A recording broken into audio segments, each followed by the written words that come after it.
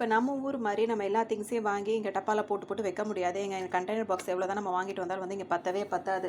So நான் என்ன பண்ணுவேன் அப்படின்னா வந்துட்டு அந்த மாதிரி வாங்குற பாக்ஸ் வந்து நல்ல கனமாக தான் இருக்கும். ஆனால் ரேட்லாம் ரொம்ப அதிகமாக இருக்கும். ஸோ தேவைக்கு வாங்கிக்கலாம். மற்றது என்ன பண்ணலாம் அப்படின்னு சொல்லிட்டு பார்த்தேன். இந்த பாக்ஸ் வந்து பார்த்தோம் அப்படின்னா வந்து நான் வந்து அந்த கூஸ்பெரி இருக்குது பார்த்தீங்களா, அது வாங்கின பாக்ஸ் தான் இது. ஸோ அதில் வந்துட்டு அதை தூக்கி போட மனசு இருக்காது. ஸோ ஒன் டைம் ஒரு 2 தடவையாவது யூஸ் பண்ணிட்டு தூக்கி போடுற மாதிரி இருக்கும். நான் என்ன பண்ணிக்கிட்டேன் அப்படின்னு சொல்லிட்டு பார்த்தோம் அப்படின்னா இதை ஓப்பன் பண்ணி பார்த்தலாமா. இந்த மாதிரி அழகாக அடுக்கி வச்சுக்கிட்டேன். இங்கே வந்து அக்ரூட் வந்து நல்ல பெருசு பெருசாகவே இருக்கும். நம்ம ஊரில் இருக்க மாதிரி இருக்காது.